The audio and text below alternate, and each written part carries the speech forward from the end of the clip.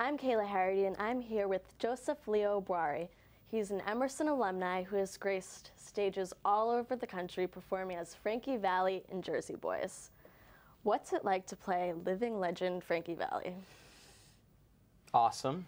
I mean, in a word, it's amazing to night after night go out, do a show that is just so well constructed, so well crafted, and tells a story that people don't know about the Four Seasons, and Frankie Valli being the lead singer of the Four Seasons.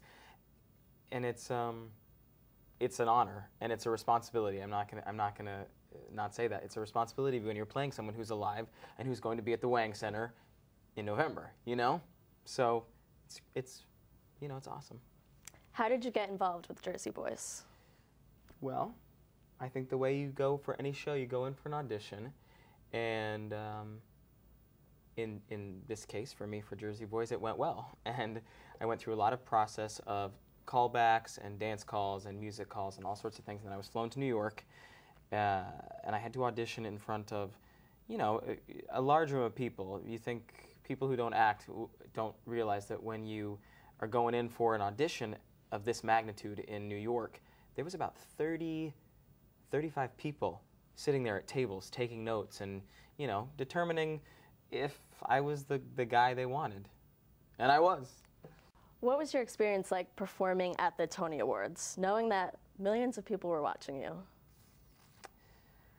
It was surreal, to be honest with you, because you don't realize how huge Radio City Music Hall is when you're in the perspective of the performer.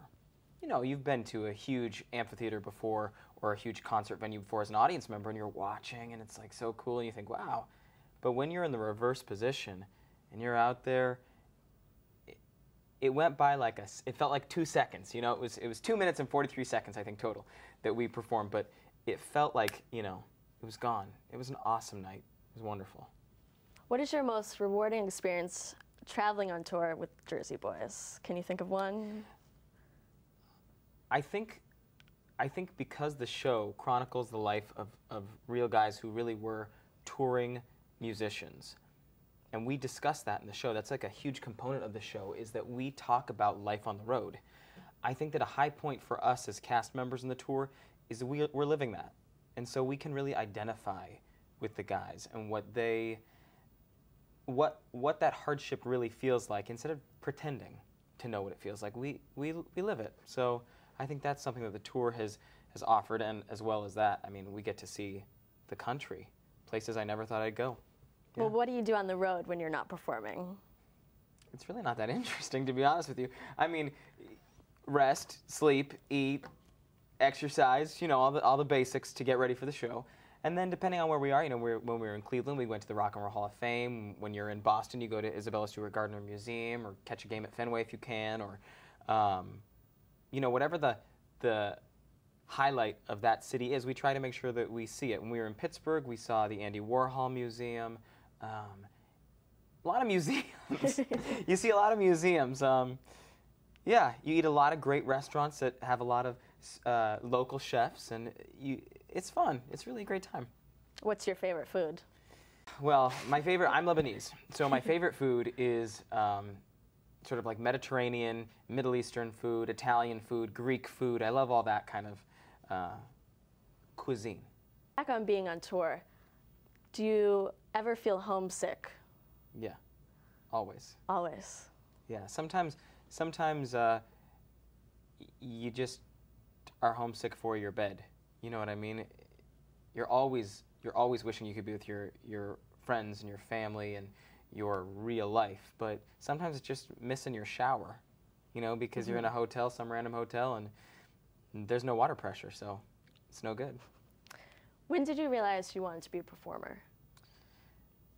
Always that I wanted to be in entertainment. I wanted to work in some facet of the performing arts or the entertainment industry, however you want to label it. But I don't just fancy myself a performer. I really like working behind the scenes a lot too, either in directing or producing or writing.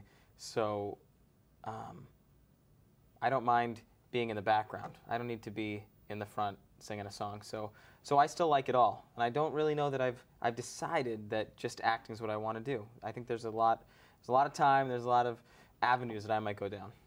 What do you have for advice for aspiring artists? Well, I think the mantra needs to be, if you have a belief and you have a dream, that those things are only those things until you put that into action, until you add, you know, discipline and work ethic and all those heavy-hitting words that your parents pound into you. They're actually right.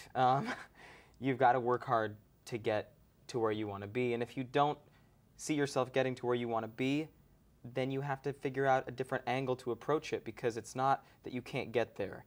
It's just maybe the road that you're taking isn't the direct shot. Maybe you need to, you know, go around the bend a little bit, and then you'll arrive there. So, you know, it's cliche, I know, but don't give up. But you can't just be hoping it's going to happen. You have to make it happen. So what's next for you? Well, Jersey Boys for a while, I think, because it's not bad to play a rock star every night. So I'm going to stick with that for a little bit more. But after that, you know, LA, you know, go back to auditioning, maybe hit New York for a little bit. But it's sort of open right now. I haven't really decided. I look forward to seeing what the future holds for you. Thank you. Thank you for speaking with me. Of course. With WEBN Entertainment, I'm Kayla Harity.